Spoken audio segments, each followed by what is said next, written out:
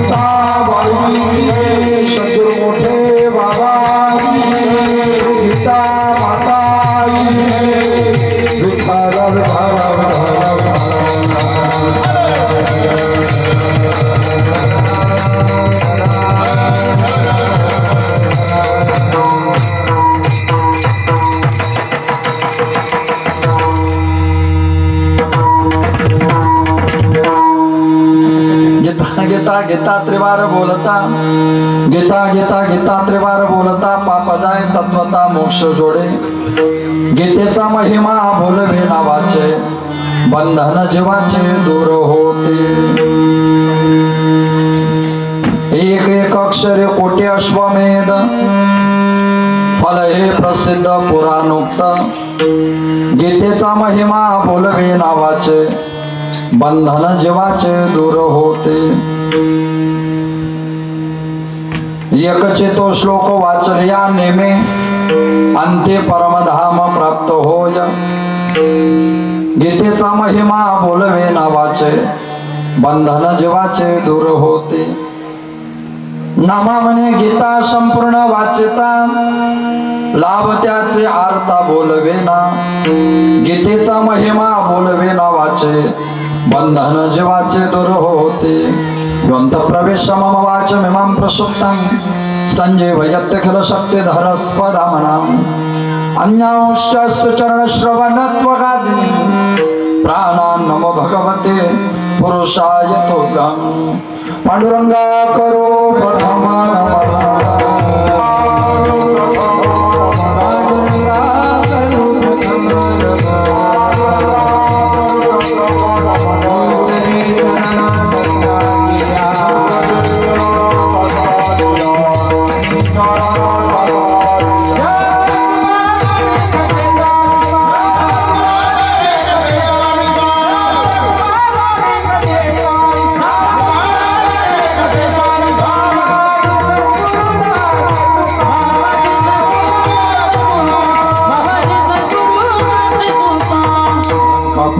सिंहासन संपदा मोज तेजस्पुर दिग्प्रदेशम विधीन्द्रादिदेवै सदा स्तूयमानं समाधि समृद्धिं भज ज्ञानदेवं नमो ज्ञानेश्वरा नमो ज्ञानेश्वरा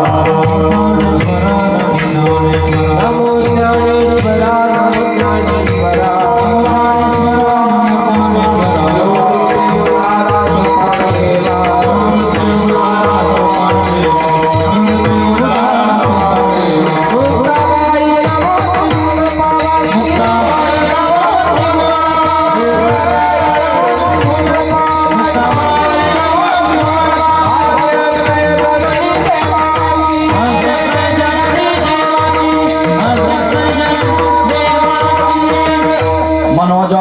तुल्य वेगम जितेंद्रियं बुद्धिमत्तां वरिष्ठं वातात्मजं वानरयूथ मुख्यं श्रीरामदूतं शरणं प्रपद्ये सेवे लागे सेवक झालो तुमच्या लागलो निज चरणा अहो स्वामी तुकया देवा यावरी हे न करावा वेरू नमो जन्मभूमेच ते जन्मलो मी नमो कर्मभूमेच ते वाढलो मी नमो अलंकापुर भूमीच ते ज्ञान पाहावी तो झालो आम्ही नमो भारत राष्ट्रभूमी ज्याच्या पडू येतो ना पुढे कामे विठाल विठाल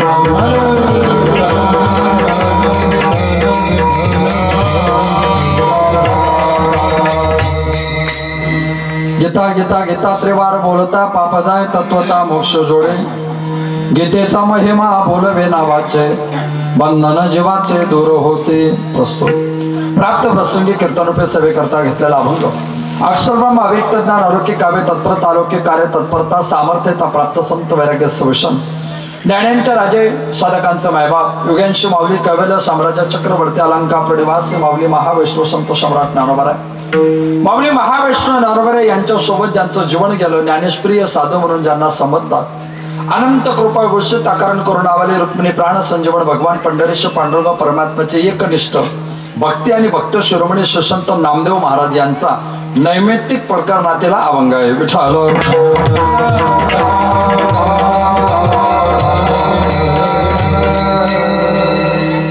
अभंग भक्त शिरोमणी भक्ती शिरोमणी श्रीसंत नामदेव महाराज यांचा असून अभंगातील प्रास्ताविकता प्रतिपादित करण्याबद्दल परिहार धन इष्ट निवारे तथा ते गरजेचं सुद्धा किम निमित्ताने तुम्ही आपण सगळेजण आज त्या पवित्र पावन धर्ममंडपामध्ये एकत्रित आलेले आहात रसिकता भाऊकथा चतुरता सजगता श्रोत्याच्या भक्तिशास्त्राच्या श्रवण मात्राच्या चत्वारांत करण्याने कार्य परंपरा सगळ्यांना नातेव्यासलच आहेच वक्त्याचं प्रधान कर्तव्य नात्याने थोरमोठ्यांच्या पदस्पर्शाने परित पावित वसलेल्या असलेल्या आपल्या पवित्र पावन नगरीमध्ये भगवंताच्या असीम कृपेने सर्व संतांच्या कृपाशीर्वादाने समस्त पंचक्रोशी ग्रामस्थांच्या मार्गी सामंजस्याने आपण सगळेजण मानवी जीवन जगत आहात ते मानवी जीवन जगत असताना गावातील परिसरातील सण उत्सव परंपरा विधी संस्कार सोडे एकमेकाच्या सुखदुःखात सहभागी होण्याची नैतिकता त्याच नैतिकतेचं पायपतो भगवान भोलेनाथाच्या पवित्र पावन दरबारामध्ये संपन्न होत असलेला सप्ताह आणि तदनुषंगाने चालत असलेल्या सप्ताहामध्ये तुम्हा सर्वांच्या दर्शनाचा पुन्हा एकदा स्वर्णयोग विठ्ठल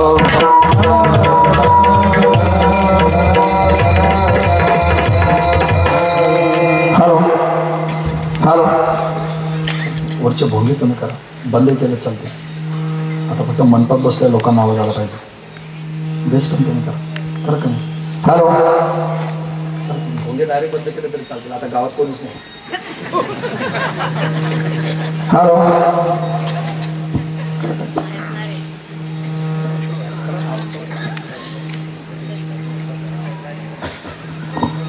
हॅलो हॅलो बंद केलं ना रिपीट बंद होऊन जाईल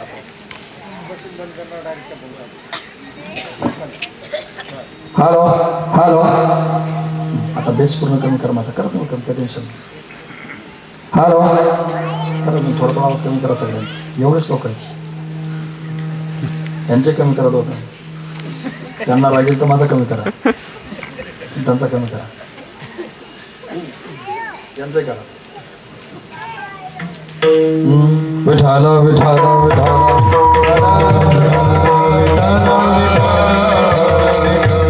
अभंग नामदेव महाराजांची गोड भूमिका अभंगाची नैमित्तिक भूमिका आहे कोणत्या निमित्ताने आपण एकत्रित होतो आजचा दिवस हा वारकरी संप्रदायाच्या दृष्टिकोनातून खूप महत्वाचा दिवस आहे आजचा दिवस हा भारतीय तत्वज्ञानाच्या दृष्टिकोनातून अतिशय महत्वाचा दिवस आहे कारण आजच्या दिवशी भगवान श्रीकृष्ण परमात्म्याने ब्रह्मज्ञानामध्ये जीवन जगणाऱ्या अर्जुनाला ब्रह्मज्ञानाची गीता प्रतिपादित केली होती इसवी सन पूर्व 3137 वर्षापूर्वी म्हणजे आजपासून 5161 वर्षापूर्वी भगवान श्रीकृष्ण परमात्म्याने ब्रह्मग्रस्त अर्जुनाला ज्या ग्रंथाचा उपदेश केला त्या गीतेचा जन्म झाल्यानिमित्त गीता जयंतीच्या पर्वकालात आपण सगळेजण एकत्रित आहोत त्या गीता जयंतीचा पर्वकाल आपण सगळेजण साधत आहोत खरं म्हणजे आपण सगळेजण त्या दृष्टीने प्रवास करत असताना गीतेचा जन्म का झाला का गीतेला जन्माला यावं लागलं कौरव पांडवांची एक स्वतंत्र भूमिका हस्तिनापूर नावाचं गाव आहे खरं म्हणजे हस्तिनापूर नावाच्या गावाला एक स्वतंत्र भूमिका आहे का त्या बृहत्क्षत्र नावाचा एक राजा होता त्या बृहत्क्षत्र नावाचा जो राजा होता त्या बृहत्क्षत्र नावाच्या राजाला एक मुलगा झाला त्या मुलाचं नाव होतं हस्ती त्या हस्ती नावाच्या पोराने जे गाव जन्माला घातलं त्या गावाचं नाव हस्तिनापूर त्या मुलाचं जे नाव होतं ना तेच त्या गावाचं नाव आहे बृहत्क्षत्र नावाचा राजा आहे त्या राजाला जो मुलगा झाला हस्ती त्याने ते गाव बसवलं त्या गावाचं नाव हस्तिनापूर त्या गावाचं पहिलं नाव आहे हस्तिनापूर दुसरं नाव आहे इंद्रप्रस्थ नगर तिसरं नाव आहे योगिनीपुरा चौथं नाव आहे श्री पाचवं नाव आहे केलासरी सहावं नाव आहे लालकोट सातवं नाव आहे जहापनाह आठवं नाव आहे तुगलकाबाद नववं नाव आहे मुबारकबाद दहावं नाव आहे फिरोजाबाद अकरावं नाव अकबराबाद बारावं नाव आहे देहली तेरावं नाव आहे चिराग देहली आणि 14वं नाव आहे दिल्ली आणि 19 फेब्रुवारी 1931 साली तिचं 15वं नाव पडलं नवी दिल्ली खरं म्हणजे तिची नावं बदलली पण वैभव बदललं नाही लोकसभेचे स्पीकर जिथे बसतात ना त्याच्या मागे महाभारतातला श्लोक होता जुन्या संसदेत धर्मचक्र परिवर्तन आहे म्हणजे दिल्लीचा तख्त कोण सांभाळेल तर युधिष्ठिरासारखे नीतिमत्ता ज्याच्या अंतःकरणात असेल तो त्या तख्ताचा राजा असेल धर्मचक्र परिवर्तन आहे त्या हस्ती नावाचा राजा आहे, त्या हस्ती नावाच्या राजाला जो मुलगा झाला तो इतका कर्तव्यवान मुलगा होता की त्याचं नाव ज्ञानोबरांना ज्ञानेश्वरीत लिहावं वाटलं. नवश स्वर्गाधिपती झाला परी तो रहाटी भांबावला. नहुष स्वर्गाधिपती झाला, स्वर्गाचा राजा नहुष. तो नहुष नावाचा राजा आहे. नहुष राजा, त्याला जो मुलगा झाला त्याचं नाव ययाती, त्याचं नाव श्रीमद भागवतामध्ये. त्या ययातीला जो मुलगा झाला त्याचं नाव पुरू. पुरूचा मुलगा कृकणू, कृकणूचा मतिनार, मतिनारचा सेविनार, सेविनारचा दिविरथ, दिविरथचा आदिरथ, आदिरथचा नवरथ, नवरथचा वृक्ष, वृक्षाचा तपलीचा, तपलीचा संवरण. आणि संवरण नावाच्या राजाला जो मुलगा झाला त्याचा नाव तो कुरु. या कुरु नावाच्या राजाने दिल्लीच्या बाहेर तपश्चर्या केली. त्याच्या तपश्चर्याने ती जमीन, ती भूमी पवित्र झाली म्हणून त्या जमिनीचं नाव पडलं कुरुक्षेत्र. क्षेत्र म्हणजे जमीन, कुरु एका माणसाचं नाव कुरुक्षेत्र. त्या कुरु नावाच्या राजाला मुलगा झाला त्याचं नाव अविक्षित. अविक्षितला मुलगा झाला त्याचं नाव परीक्षित. परीक्षितला मुलगा झाला त्याचं नाव जन्मेंजय. जन्मेंजयला मुलगा झाला त्याचं नाव धार्तराष्ट्र. त्या धार्तराष्ट्राला मुलगा झाला त्याचं नाव प्रतीप. प्रतीप नावाच्या राजाला 3 पोर होते, देवापी, बाल्लिक आणि शांतनू. शांतनू हस्तिनापूरचा राजा झाला, देवापी संन्यासी झाला आणि बाल्लिक महाभारत युद्धात मेला.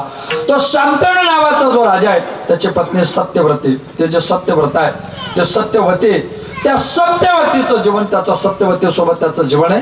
त्याचं पहिलं लग्न गंगा नदी सोबत आहे आणि गंगा नदी सोबत लग्न झाल्यानंतर त्याला मुलं झाली, ते त्याने नदीमध्ये टाकले. एक मुलगा झाला, तो वाचवला. त्या मुलाचं नाव आहे देवव्रत. त्या मुलाचं नाव आहे देवव्रत. पण त्याने भीम प्रतिज्ञा केली, महाप्रतिज्ञा केली, भीष्म प्रतिज्ञा केली म्हणून त्याचं टोपण नाव ठेवलं भीष्माचार्य. त्याचं खरं नाव आहे देवव्रत. तो भीष्माचार्य कोष्टक कन्येसोबत पाराशर संपर्क जुळला आणि कोष्टक कन्येसोबत संपर्क जुळल्यानंतर तिकडं पाराशराच्या पुढे जे व्यास जुळले त्यांचा घराण्याशी संपर्क जुळतो. त्या संपर्क दृष्टीने त्यांच्याच कुलामध्ये त्या राजांचा प्रकर्षाने उल्लेख केला जातो. विचित्र वीर्य आणि चित्रांगत. विचित्र वीर्य आणि चित्रांगताच्या कुलामध्ये ज्या राण्या त्याचं नाव अंबा, अंबिका, अंबालिका. अंबा, अंबिका आणि अंबालिका. राण्याला का नाही ना, अंबा आले काय म्हटलं, अंबिका आणि अंबालिका. ह्यातली एक तिचं शाल्वावर प्रेम होतं म्हणून ते जंगलात तपश्चर्या निघून गेले. त्या 2 ज्या होतात त्यांना व्यासांच्या दृष्टीने, ज्याला अलीकडे तुम्ही टेस्ट बाय ट्यूब बेबी म्हणतात ना, टेस्ट बाय ट्यूब बेबी, याच्यातून बालकाचा जन्म करता येतो हे तुम्हाला विज्ञानवादी लोकांना मागच्या 50-60 वर्षात समजलं नसते. नजर टाकले तरी स्त्री गरोदर राहू शकते. ही टेक्नॉलॉजी पहिल्यांदा आमच्या अध्यात्मशास्त्राने जन्माला घातली. त्याच्यातून विदुराचा जन्म आहे, त्याच्यातून विदुराचा जन्म आहे, त्याच्यातून धूर्त राष्ट्राचा जन्म आहे आणि त्याच्यातून पंडू नावाच्या राजाचा जन्म आहे. त्या पंडू राजाचा जन्म आहे, धूर्त राष्ट्राचा जन्म आहे, विदुराचा जन्म आहे. तो जो धूर्तराष्ट्र नावाचा राजा आहे, तो जो धूर्तराष्ट्र नावाचा राजा आहे त्याचा भाऊ पंडू. त्या पंडूची एक पत्नी, तिचं नाव आहे पृथा. काय नाव आहे तिचं? पृथा. त्या पृथाला विवाहापूर्वी सूर्याची उपासना केली म्हणून एक मुलगा झाला, त्याचं नाव होतं वसुसेन. त्याचं टोपण नाव आहे कर्ण. लोक सांगतात कर्ण खूप चांगला होता. कर्ण किती वाईट होता याच्याकरता महाभारत वाचा. तुमच्या ध्यानात कर्ण किती वाईट होता. येळवानी करायचं नाही. वीर फाट्यावर भेटला, माझ्याकडे तांबवके, तुमच्याकडे चुना आहे, बरं झालं तुम्ही चुना दिला, तुम्ही कर्णासारखे उदार आहे. या असल्या उदारे इथं दाखवायच्या नाही. उगाच तांबाखूला चुना दिला तरी लोक म्हणतात तो कर्णासारखा आहे. असं काही नसतं. कर्ण हा दुराचारी होता, कर्ण हा पापी होता, कर्ण वाईट होता. कधी कधी काही काही भावनेच्या भरात आम्ही काही बोलतो. काय म्हणे, त्या कर्णाला त्याच्या गुरुचा शाप होता की तुला टायमावर तुझी विद्या मदत करणार नाही. असं कसं काय होईल? कधी तर डोळ्याने अभ्यास करा, कधी तर डोळ्याने पहा. एका पोराचा पेपर होता, का रे अभ्यास झाला का? झाला. पेपर झाला का? झाला. कस काय होता पेपर? सोपा होता. सगळ्या प्रश्नांची उत्तर येत होते. लिहिले का? नाही. का नाही लिहिले? उत्तर लिहायला लागलो की विसरून जायचो. सगळा अभ्यास केलेला होता, मग उत्तर लिहिलं तर विसरून का गेला? कारण सरांच्या ट्युशनचे पैसे दिले नव्हते. सरांनी शाप दिला, टायमावर तुला काही आठवणार नाही. काय ऐकताना तरी बरं वाटतं का?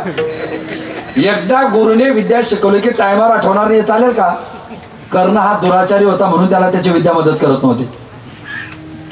कर्णाला काय घडलं? का करणार? अरे कर्णाची भाषा काय? कर्ण सांगते 5 बैल आणि 6वी गाय यांना जंगलात गवत खायला पाठवा. यांची हस्तिनापूरचा राजा बनायची लायकी नाही. पांडवांना बैल म्हणायचा पाप ज्याने केलं ना त्याचं नाव कर्ण आहे. तो द्रौपदीला काय बोलतो? बंदगी. ही बंदगी. बंदगी शब्दाचा अर्थ काय होतो शास्त्रात? एका पुरुषासोबत जिचं जीवन जगतं तिला म्हणतात पतिव्रता. एकाच वेळी 2 पुरुषाशी संपर्क जोडते तिला म्हणतात वेश्या. एकाच वेळी 3 पुरुषाशी संपर्क जोडते तिला म्हणतात जार, आणि एकाच वेळी 4 किंवा जास्त पुरुषाशी ज्याचा संपर्क जोडतो तिला म्हणतात बंदगी. 5-5 पतीची एकटी बायको आहे. हिची लायकी का हस्तिनापुराच्या तख्तावर बसायची. इतक्या खालच्या भाषेत ज्याने शब्द काढले त्या कर्णाला त्याच्या पापाचं फळ भोगावं लागलं होतं. तो काही उदार वगैरे नव्हता. कधीतरी भूमिका समजून घ्या. त्या कर्णाची आई तिचं नाव पृथा, ती कुंती भोज नावाच्या राजाला दत्तक गेले, ज्याचं गीतेत वर्णन आहे कुंती भोजश्च नरपुंगवाहा शैवश्च नरपुंगवाहा.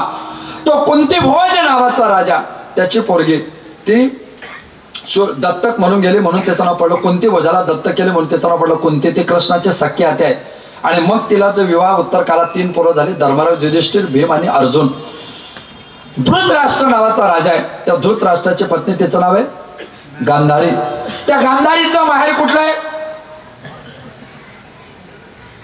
नेमोरा.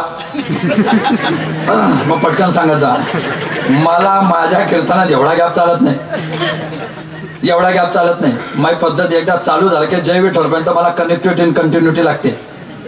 गॅप पडला की अंतर पडतं. स्टेज 1चं झालं की गॅप पडतो, गॅप पडला की अंतर पडतं. मला कनेक्टिव्हिटी आणि कंटिन्युटी लागते. ते एखादा म्हातारा माणूस आहे त्याचे तब्येत सिरियस झाले की घरातले लोक 10 मिनिटाने जवळ जाऊन पाहतात, आहे का गेले, आहे का गेले. तसं तुम्ही कीर्तन होईपर्यंत माझ्याकडे पाहायचं, आहे आहेच आहेच. आता जाणार नाही, आलोय 8 महिन्यापूर्वी परत. आता नाही जात 65 वर्षापर्यंत. हा मग मला भविष्य समजतं.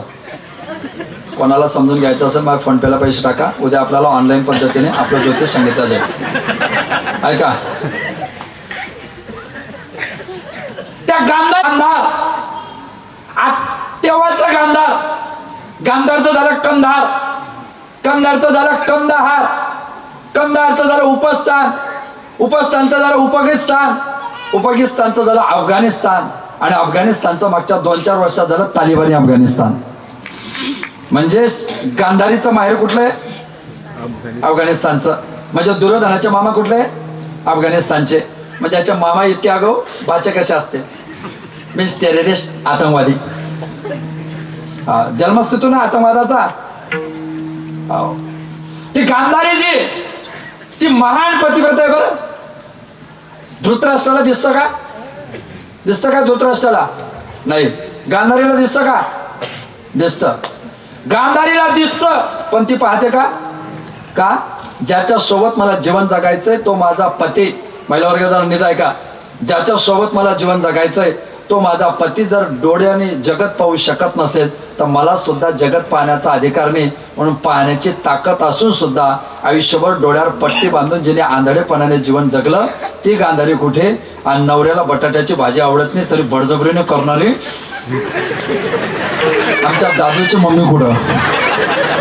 काय जीवन आहे. आपण तुला माहिती नाही का?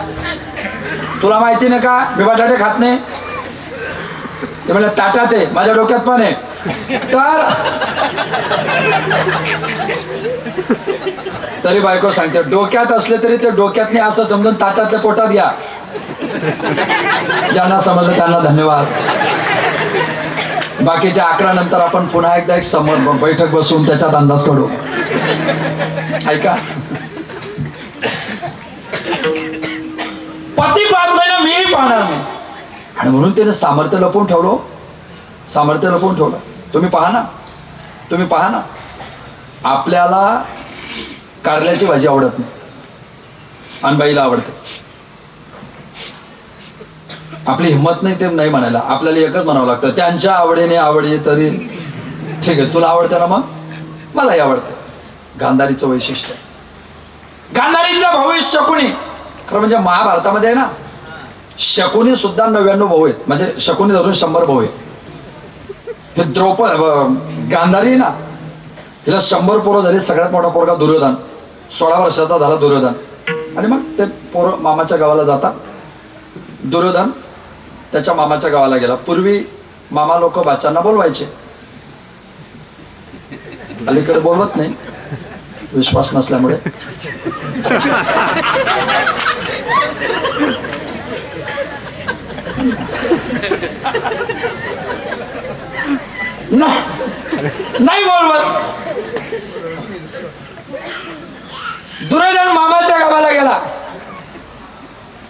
ते गांधार प्रदेशाचं राज्य पाहिलं आणि त्याची नजर फिरली. आम्ही 100 भाऊ आहे.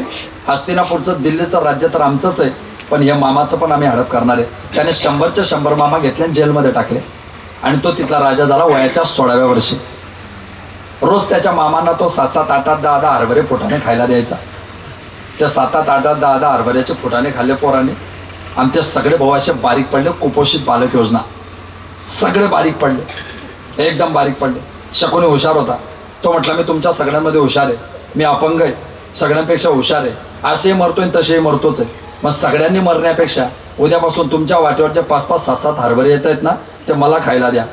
तुम्ही सगळे उपाशी राहून मेले की ते हरभरे खाऊन मी जगेन. मी जास्त दिवस जगलो की मी त्याची समजूत काढेल की माझे सगळे भाऊ मेले, वंशाला दिवा म्हणून मला एकट्याला तरी जगू दे.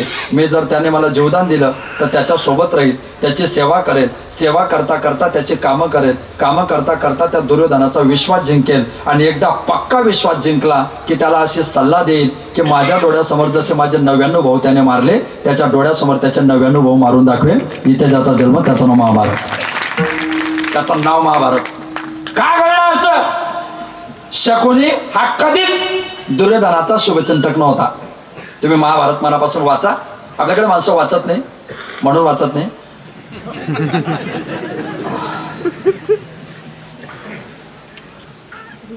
राजसूय यज्ञ केला पांडवांनी. त्या राजसूय यज्ञाचा खजिनदार कोण होता?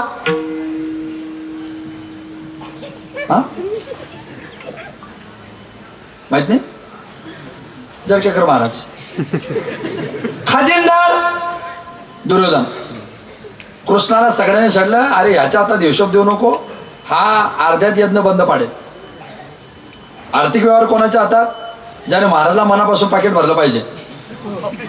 उगा म्हणजे असं झालं नाही पाहिजे. ठीक आहे बाबा, जिल्ह्यातला असला म्हणून काय झालं, कीर्तन चांगलं झालं ना, याला 2000 जास्त भरार आहे, असं तुम्ही बोलले पाहिजे. बाकीचे किमान आज तरी सुरुवात करा. मागचं जाऊ द्या, तिथून सुरुवात करा आजपासून. शेवटी मी तुमचा आहे, तुम्ही माझे आहे. मला नाही देणार तर कोणाला देणार?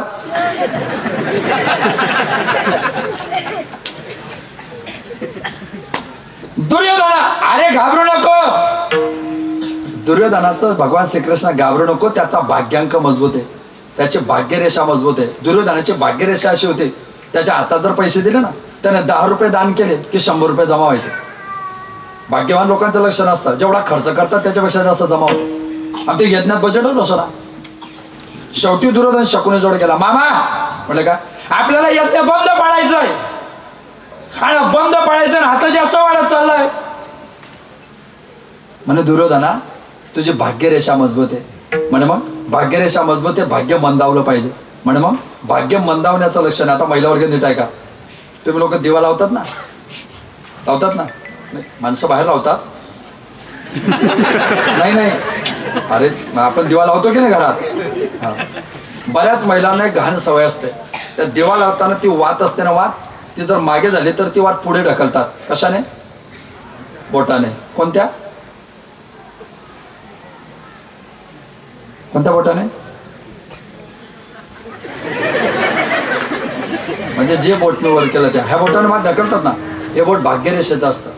कधी आयुष्यात महिला असो का पुरुष असो, पेटलेली वात या बोटाने पुढे ढकलली की भाग्य समाप्त होतं. दुर्योधनाला शकुनीने सांगितलं, ती दिव्याची वात पेटली, तिला या बोटाने पुढे ढकल, तुझं भाग्य मंदावेल. भाग्य मंदावलं की त्यांचा यज्ञ अर्ध्यात बंद पडेल. दुर्योधनाने पेटलेली वात पुढे केली, पण तेवढ्यात यज्ञाची पूर्णाहुती झाली. यज्ञ पूर्ण होऊन गेला, पण दुर्दैव असं झालं की तिथून पुढे दुर्योधनाचा पराजय झाला आणि हस्तिनापूरचा राजा रणांगणामध्ये मेला. शकुनीचे सल्ला. शास्त्र असं सांग, एक श्लोक आहे असा, धनेन कांता कपटेन शत्रू सत्येन मित्रं कृपया शपुत्र. धनेन कांता कपटेन शत्रू, असं आहे. भावेन देव कल्याण धनेन कांता कपटेन शत्रू सत्येन मित्रं कृपया शपुत्रम ज्ञानेन मोक्ष वशमानयन्ते. कपटेन शत्रू, शत्रू कपट करून मारायचा. तो दुर्योधन, पांडव आणि कौरव ह्यांच्यामध्ये वाद सुरू झाले आणि वाद सुरू झाल्यावर भगवान श्रीकृष्ण पर्वताने मध्यस्थी केली. काय त्यांना 5 भाऊ आहेत, 5 गावं देऊन टाका, युद्ध थांबवा. दुर्योधनाची भाषा काय माहिती का? यावद्य तीक्ष्णाशुच्च विद्ये दग्रणे केशव तावद्य पिन जानाते भूमिरळ पांडवान प्रति. यावत ज्याप्रमाणे यावत तीक्ष्णया टोकदार सुच्चा म्हणजे सुईच्या टोकाच्या अग्रभागात जितकी जमीन मावते तावत भूमी अहम पांडवान प्रति न ददामी, तेवढी सुद्धा जमीन मी त्या पांडवांना देणार नाही. आणि ठरला, शेवटी युद्धाचा दिवस ठरला.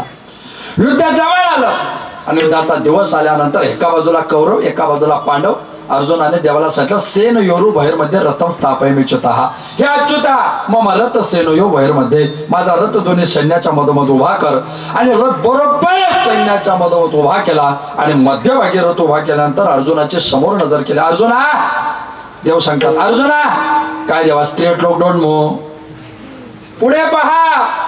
काय होतं पुढे? आचारान मातुरान भातुरान पुत्रान पौत्रान सगीस्तान शोसुरान सुरदश्चैव सेनुर भैरूपी तान समीक्षेश कोणते सर्व नव बांधवा, हे सगळे कुटुंबातले लोक पाहिले. देवा काय, मी यांना मारू शकत नाही. मी यांना का मारू? मी यांना मारू शकत नाही. मी यांना का मारू नये? का माहिती का?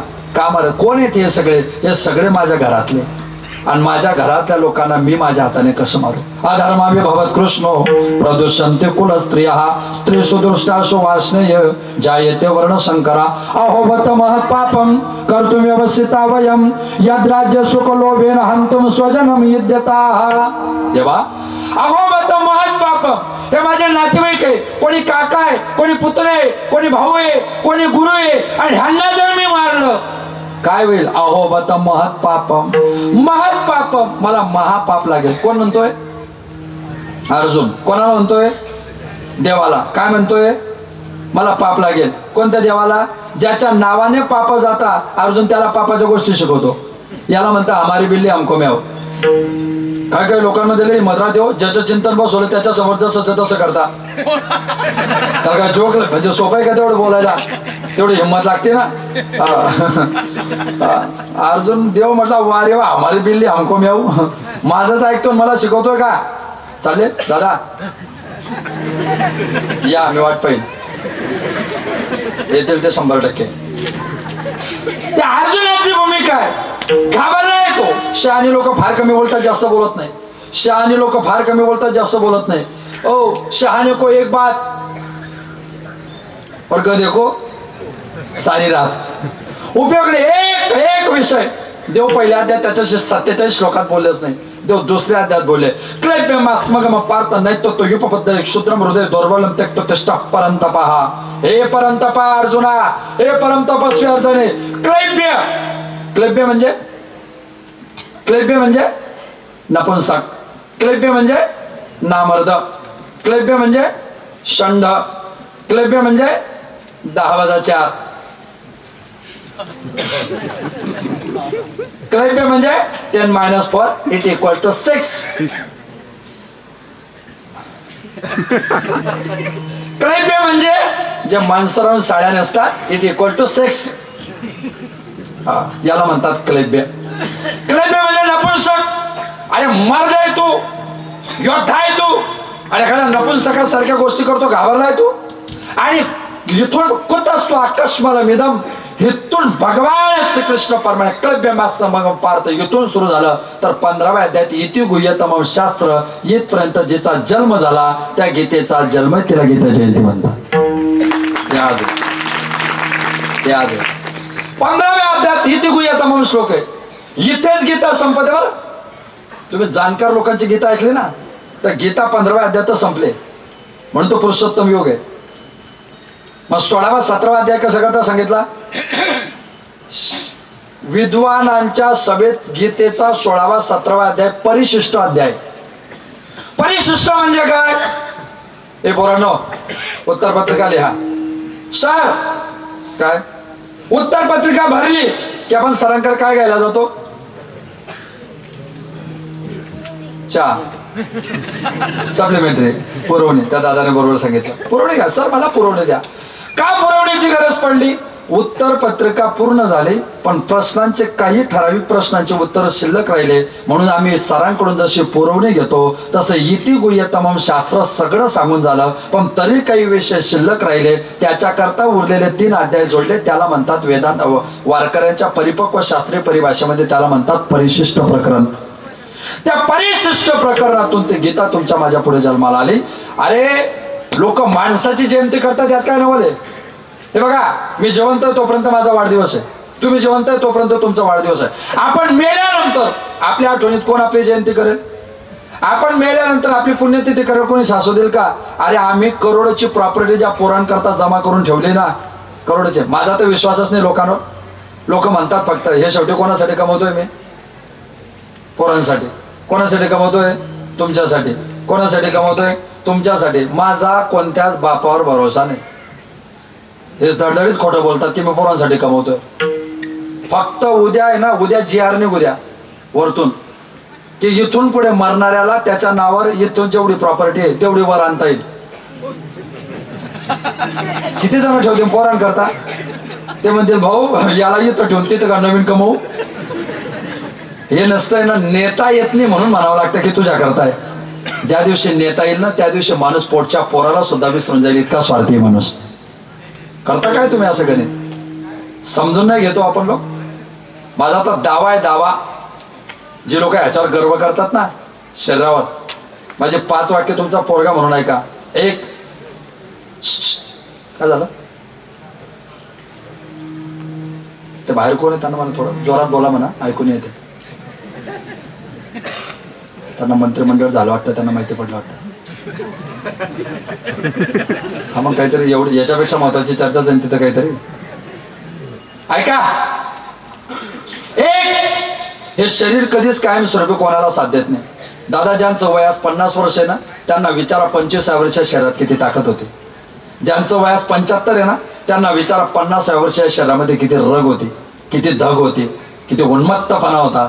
शरीर कधीच कोणाला कायमस्वरूपी साथ देत नाही. एक, घरात कोट्यवधी रुपये कपाटात असले पण दर महिन्याला 7 दिवसाला किंवा दररोज आवक नसेल तर साठवलेला पैसा कधीच आयुष्यभर टिकत नाही. 2, तुम्ही गरीब असतात तेव्हा गावात तुमचा कोणीच विरोध करत नाही. 3, तुम्ही गरीब असतात तेव्हा गावात तुमचा कोणीच विरोध करत नाही. 3, तुमची प्रगती व्हायला लागली की तुमचे विरोधक वाढायला लागतात. 4, आणि वाढलेले विरोधक तुमच्या एकदम जवळचे असतात. 5, जीवनाचं सूत्र आहे, समजून घ्या. हे ना, हे कायमस्वरूपी टिकण्यासाठी नाही, ह्याला जायचंय. इथं ग्रंथाची जयंती होते, माणसाचं सोडावं. ग्रंथाची जयंती होते का? उत्थान करायचं, उत्तम पुरुषस्त्वन्य. मला उत्तम पुरुष व्हायचंय, मला ऊर्ध्वं गच्छति, ऊर्ध्वगतीला प्राप्त व्हायचंय. आणि ऊर्ध्वगतीला जाण्याकरता माझ्याकडे 3 पर्याय, एक भगवंत, एक संत आणि एक ग्रंथ. ग्रंथ माझा उद्धार करतील. त्या ग्रंथाच्या माध्यमातून मी तिथपर्यंत प्रवास करू शकतो. त्या ग्रंथावर माझी वैशिष्ट्य स्थिती असली पाहिजे, त्या ग्रंथावर माझी श्रद्धा असली पाहिजे, त्या ग्रंथाविषयी विश्वास असला पाहिजे. तो नसेल तर उपयोग काय? तो नसेल तर उपयोग काय? निस्वार्थपणे कोणताही मोबदला न घेता जी वस्तू दुसऱ्याला दिल्या जाते तिला दान म्हणतात. कोणताही मोबदला न घेता जी वस्तू दुसऱ्याला फुकट दिल्या जाते तिला दान म्हणतात. पण जी वस्तू कोणताही मोबदला न घेता दुसऱ्याकरता मागितल्या जाते त्याला पसायदान म्हणतात.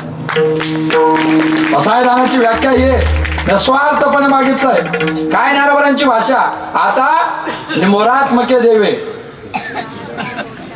नाही, आता पिंपरी सोनवत गटात्मके देवे, आता धरणगावात्मके देवे, आता जळगाव जिल्हात्मके देवे, आता खानदेशात्मके देवे, आता महाराष्ट्रात्मके देवे, आता भारतात्मके देवे, आता आशिया खंडात्मके देवे. नाही दादा, आता विश्वात्मके देवे ही परिपक्वता आहे.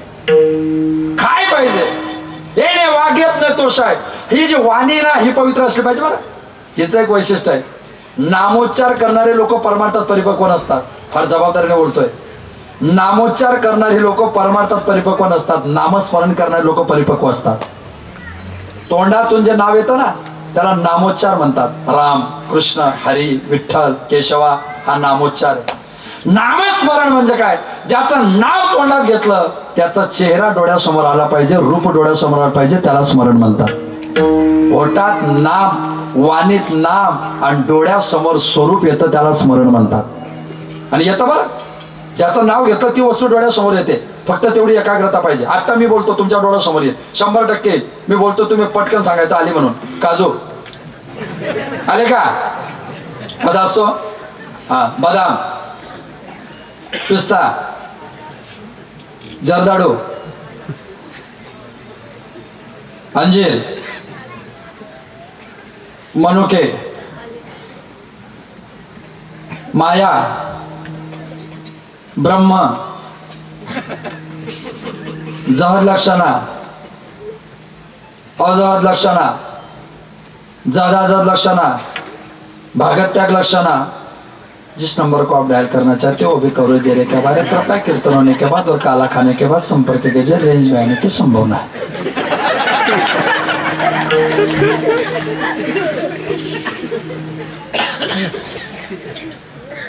मी उच्चार केला, मी नाम घेतलं, पण स्मरण झालं का तुम्हाला? फक्त माझ्या तोंडातून शब्द बाहेर निघतात आणि ते ऐकायला बरे वाटतात, याला उच्चार म्हणतात। पण ते शब्द कानाला येतात तशी मूर्ती डोळ्यासमोर येणं, याला स्मरण म्हणतात। वागेदने तोषण्याकरता, तोषवण्याकरता, संतोषण्याकरता ते लागतं। नाही आठवलं माया ब्रह्म, ठीक आहे पुन्हा घेऊन येतो एक, असं काही नाही, येईल ना। काजू, बदाम, पिस्ता आपलं सोपं घेतो। गुरुवारी बाजाराचा, उद्या धरणगावचा वडापाव आला की नाही? आला की नाही? लगेच पटकन ध्यानात आहे। नामस्मरणा करता वागेदने तोषावे, पुढे द्यावे पसायदा। काय ज्ञानोबरांची भाषा, काय ग्रंथाची ताकद। जे खडांची व्यंकटी, खड मरून जाऊ नये बरं, खडांची व्यंकटी सांगतो। साप माहितीये ना? साप माहितीये ना? एक वर्ग असा तो साप दिसला की बाप म्हणतो घरी निघून जातो। काही काही लोकांना साप दिसला तरी घाबरतात, नसता साप दिसला तरी घाबरतात। मी आयुष्यात कधीच कोणाला घाबरत नाही। आयुष्यात मी सिरियसली सांगतो, मी आयुष्यात कधीच कोणालाच घाबरत नाही। मी फक्त दोनच गोष्टीला घाबरतो, एक साप आणि एक ती। अरे ती म्हणजे नागिन।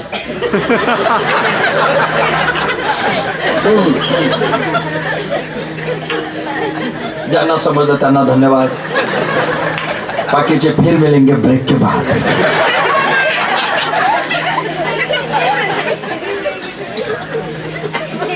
एक वर्ग असा तो साप दिसला की बाप म्हणतो दूर पडून जातो। पण दादा दुसरा वर्ग असा आहे, तो साप दिसला की लगेच काळी पाहतो, पकड, धर, पक, पहिली काठी। साप मारायचा म्हटलं की पहिली काठी शेपटीवर, कुठे? पोटावर, कुठे? तोंडावर। त्याला आपल्या खानदेशी लोक काय म्हणतात? सापाचं तोंड। हे बघा, मी अन्वय दिल, व्यतिरिक्त तुम्ही द्यायचा। प्यार का वादा 50-50, कुछ तुम समजे कुछ हम समजे। सापाच्या तोंडात विष आहे म्हणून सापाचं तोंड ठेसलं जातं। मग आपल्या गावात ज्यांच्या ज्यांच्या बोलण्यातून विष असेल,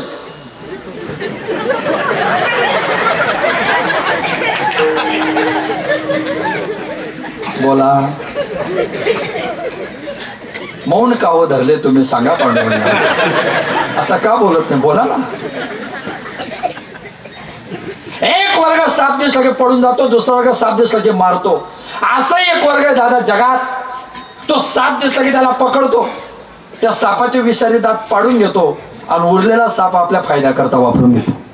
साप वाईट नाही, त्याचे फक्त दात वाईट आहे, त्याचे विषारी दात काढून घ्या, तो साप सुद्धा उपयोगात येतो। आम्ही असे जीवन जगणारे विषारी सर्प आहोत, आमच्या जो वाईटपणाचे दात संत पाडून घेतात आणि शेवटी परमार्था त्याला कथा कीर्तनात बसवतात, याला साधूचं जीवन म्हणतात। खडांची व्यंकटी सांगणं म्हणजे काय? पसाय दानावर पण किती पण बोलू शकतो, कथा करण्यात तर मला इंटरेस्टच नाही। म्हणजे 99% कथा करतच नाही, पण अजून 2 इच्छा अजून जिवंत आहे। एक हनुमान चालीसावर कथा करायची फक्त, आणि आता एक पसायदानावर करायची। बाकी भागवतात तर झाक्या भरपूर झाल्या रामायणात, तर आता ती इच्छाच राहिली नाही। देवाच्या लग्नात माझा धंदा नको, तर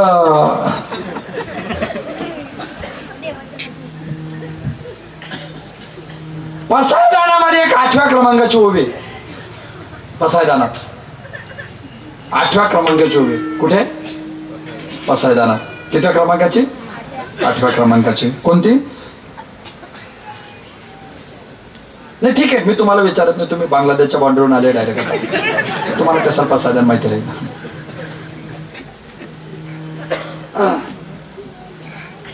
अनेक ग्रंथोपजीवी.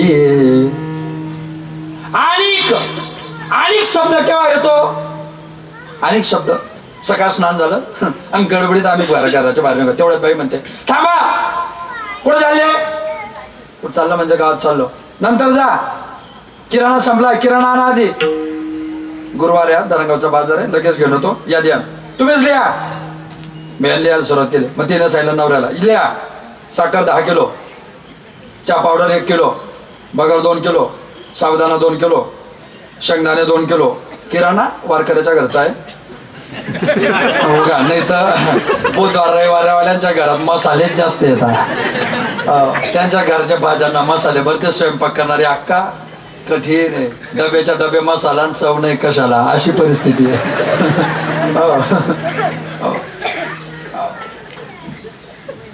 मुंगाची डाळ लिहिले, तूर डाळ लिहिले, उडीद डाळ लिहिले, चवडीची डाळ लिहिले. झालं का ग? हो झाला. थांबा. काय ग? आता माझा लिहा. सांग. Fair and Lovely, Pond's, white tone, face wash, Medimix, आहात से आहातक आणि आधी टाकले शेत जोडा घालायला लागला. थांबा थांबा. काय? आणि आपली आई, आपली बहीण, आपली पत्नी कधी कधी काय सांगते, आणि म्हणजे काय? काहीतरी राहिलं. ज्ञानोबराय 7व्या ओळीमध्ये सांगतात, किंबहुना सर्व सुखी पूर्ण होऊनी ती लोके विश्वात्मके देवे, सर्व सुखी तीही लोके पूर्ण होऊनी विश्वात्मके देवे. इथपर्यंत ठीक आहे. अनिक राहिलं थोडं. ग्रंथोपजीवी. ग्रंथोपजीवी म्हणजे काय? आळंदीमध्ये सोन्याचा पिंपळ आहे. आळंदीत 2 सोन्याचे पिंपळ आहे. आळंदीत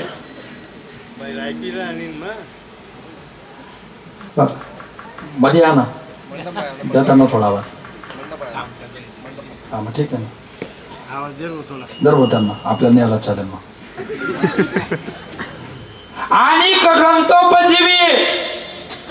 ग्रंथोपजीवी या शब्दाचा अर्थ असा मित्रांनो, आळंदीमध्ये 2 सोन्याचे पिंपळ आहे. किती? 2. एक सोन्याचा पिंपळ ज्ञानोबरांच्या दारात आहे आणि दुसरा सोन्याचा पिंपळ वारकरी शिक्षण संस्थेत आहे. ज्ञानोबरांच्या दारात जो सोन्याचा पिंपळ आहे त्याला रुक्मिणी माताने प्रदक्षिणा घातली, तर त्या रुक्मिणी मातेला निवृत्तीनाथ दादा, ज्ञानोबराय, सोपान काका, मुक्ताबाई नावाचे 4 रत्न प्राप्त झाले, ज्यांनी वारकरी शिक्षण संस्थेच्या सोन्याच्या पिंपळाला, जोग महाराज नावाच्या सोन्याच्या पिंपळाला प्रदक्षिणा घातली. त्यांना मामासाहेब दांडेकर, बंकट स्वामी महाराज, मारुती बाबा गुरव आणि लक्ष्मण बाबा इगतपुरीकरांसारखे 4 रत्न प्राप्त झाले. एकीकडे मनवंश आहे, दुसरीकडे ज्ञानवंश आहे. त्या ज्ञानवंशामध्ये श्री गुरु मारुती बाबा गुरव स्वातंत्र्य लढ्यामध्ये सहभागी झाले. सायमन गो इंग्रजांनी देश सोडावा आणि मारुती बाबा गुरुवांना अटक झाली. त्यांना जेलमध्ये टाकलं पुण्यात. इंग्रज अधिकाऱ्याने जेवण आणलं. जेवा बुवा. मारुती बाबा म्हटलं जेवणार नाही. का? माझा नियम आहे, ज्ञानेश्वरीच्या ओव्या वाचल्याशिवाय, गीतेचा पाठ केल्याशिवाय मी पाणी सुद्धा पित नाही. खोटं वाटलं त्याला. असं कसं शक्य आहे? महाराज लोक पारायण केल्याशिवाय पाणी पित नाही, कसं शक्य आहे? अरे 12ला एकादशी सोडता, इतके कपाड करंटे काय मला.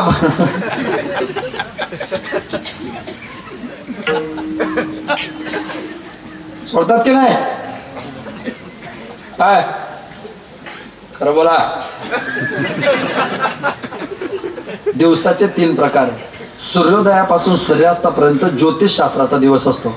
रात्री 12 ते 12 पर्यंत इंग्रजाचा दिवस असतो. इंग्रज 12चे म्हणजे त्यांचे 12चे आकड्याचे गणित आहे. नाही नाही तसं नाही हो, ते त्यांचे जे गणित आहेत ना ते 12चे, त्यांचे आकडे 12चे. आपण 3 पासून 3 पर्यंत. आपला दिवस कधी चालू होतो? सकाळी 3 वाजता. त्या गौतम ऋषी 3 वाजायच्या आत नदीवर स्नान करायला गेले, तर नदीने त्याला परत पाठवलं होतं की पूर्व दिवस आहे, म्हणून त्या गौतमाला कळलं की आपली पत्नी इंद्राने भोगलेली.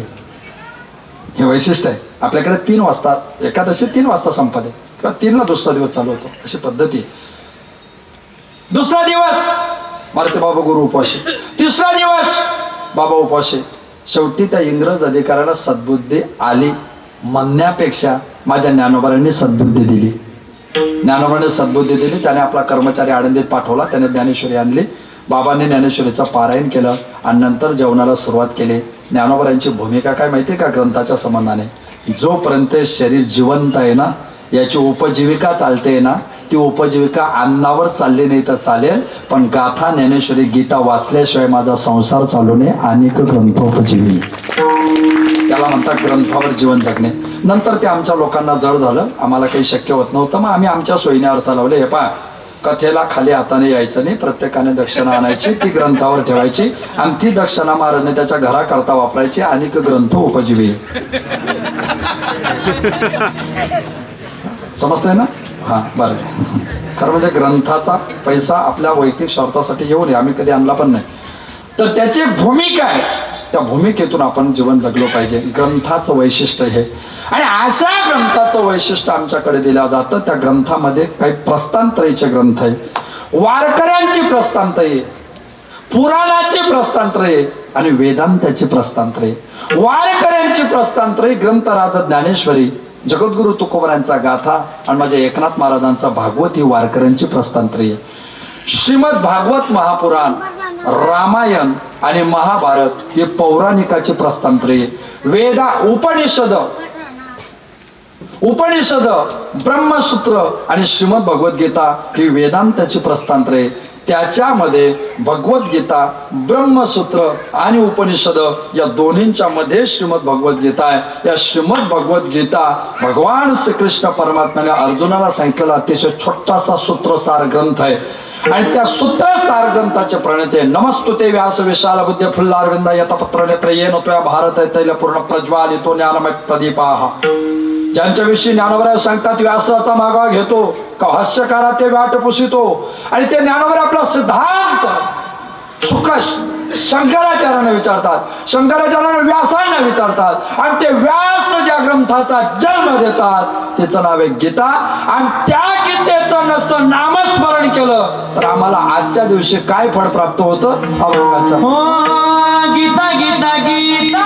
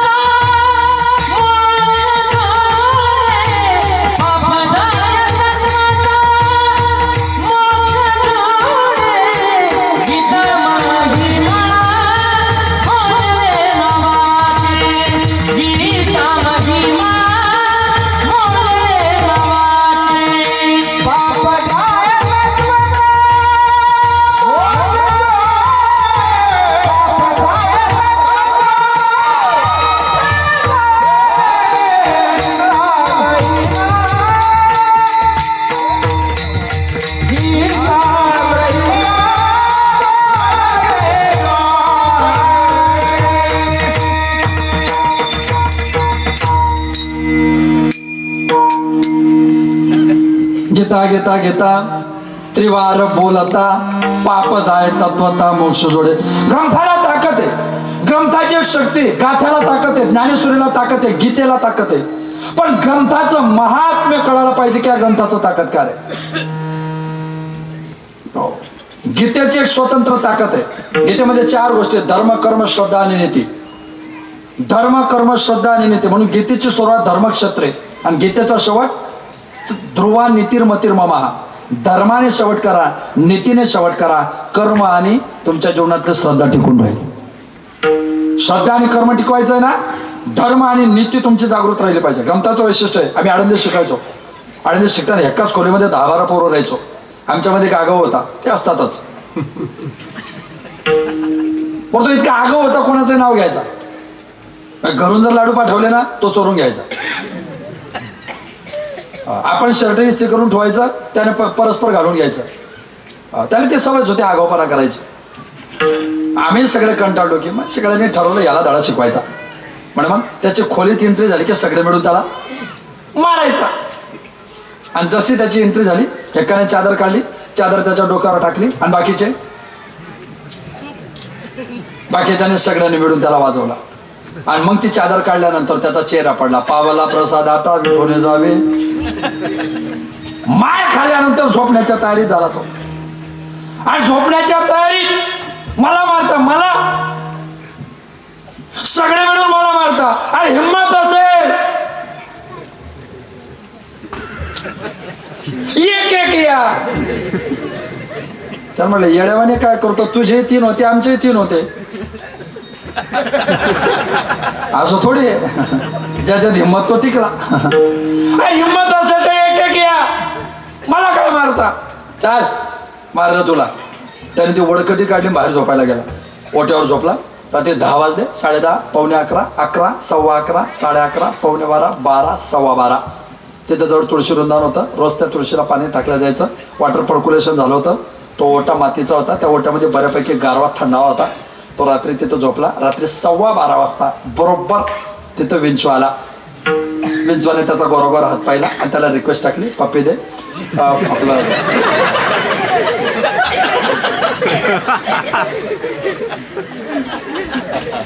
विंचवाने त्याला दंश केला.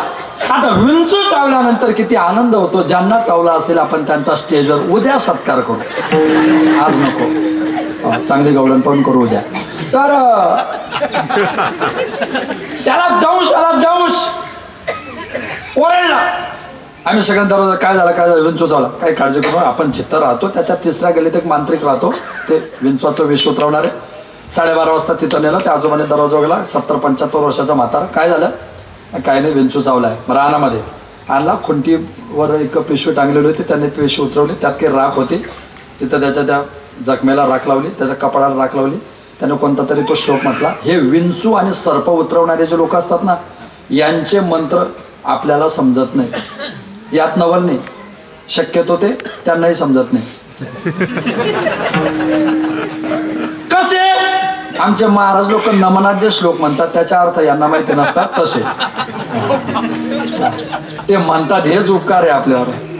आळंदीत एक श्लोक ऐकला होता मी. समचरण सरोजम सांद्रम उंद्रम बांद्रम. काय बांद्र काय काय म्हणते.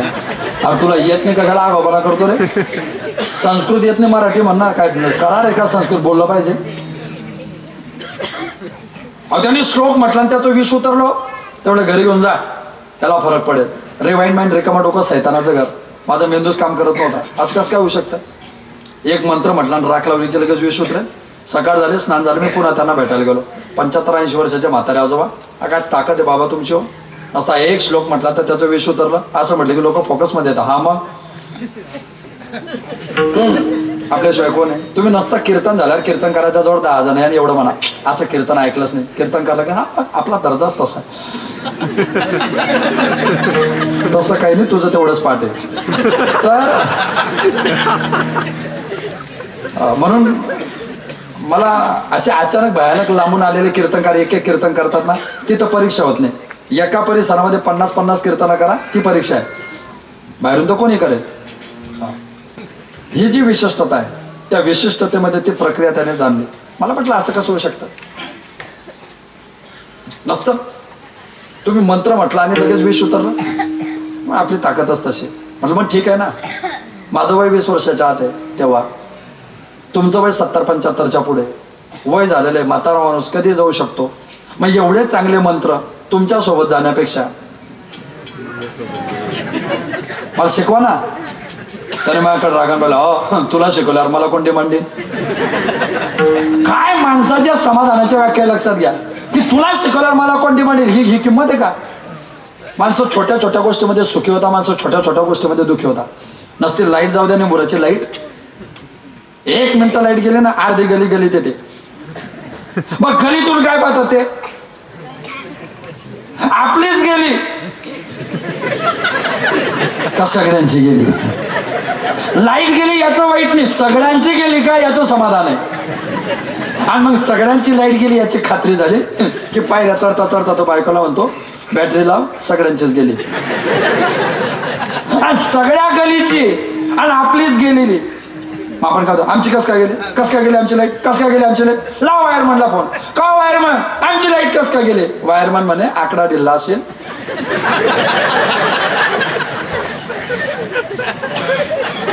मला माहिती तू मीटरवर किती चालतो, आकड्यावर किती चालतो. तर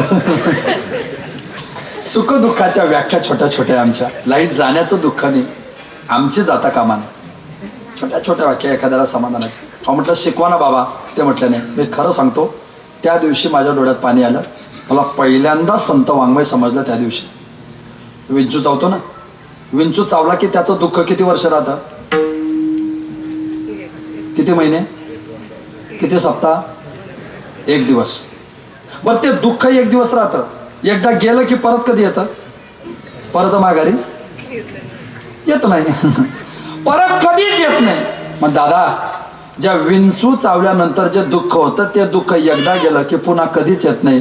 विंचू चावल्याचं जे दुःख एकदा गेल्यावर पुन्हा कधीच परत येत नाही. असं साधारण दुःख घालवायचे मंत्र सुद्धा कोणी फुकट शिकवत नाही. अख्खा संसार तरुण जाण्याचे मंत्र गीतेने अर्जुनाला शिकवले. याला वारकऱ्याची ताकद म्हणतात. करता काय वेड्यावाने, करता काय वेड्यावाने, काय शिकवलंय ग्रंथांनी, कोणी गेलाय? अरे शब्द तर आमच्याही तोंडात आहे. गीतेचे श्लोक तर मी पण म्हणतोय, ओव्या तर मीही म्हणतोय, अभंग तर मीही म्हणतोय. पण आम्हाला एक्सपायरी डेट आहे. ज्याने किंमत ठरवली त्याला एक्सपायरी डेट आहे. ज्याची किंमत ठरली त्याला एक्सपायरी डेट आहे. त्याची एक्सपायरी डेट टिकणार नाही. 2, 4, 5 वर्षानंतर जळके करोड सुद्धा असा वाईट दिवस येईल ना की लोक म्हणतील बस करा, आम्हाला त्याचं कीर्तन ऐकायचं नाही. आता येईल ना, मिराजदारी का माझी.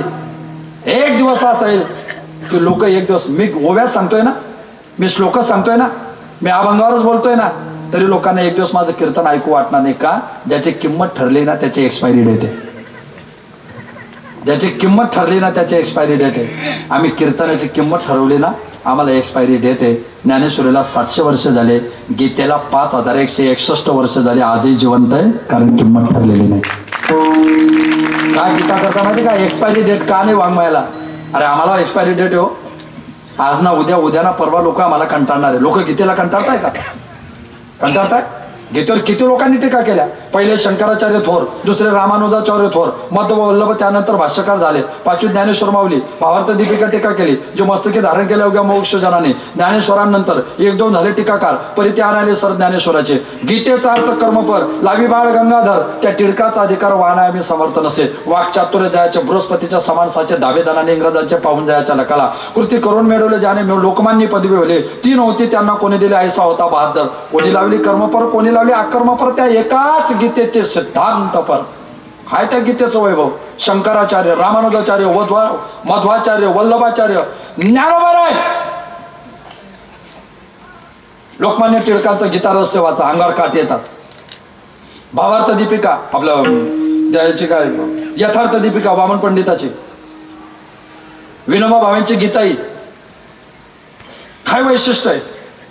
एकेका श्लोकावर आमचे मती बंद पडेल असं वाङ्मय आमच्या करतो उभं केला. का? गीतेला 5000 वर्ष झाले, ज्ञानेश्वरीला 700 वर्ष झाले, तुकोबऱ्यांच्या गाथ्याला 400 वर्ष झाले.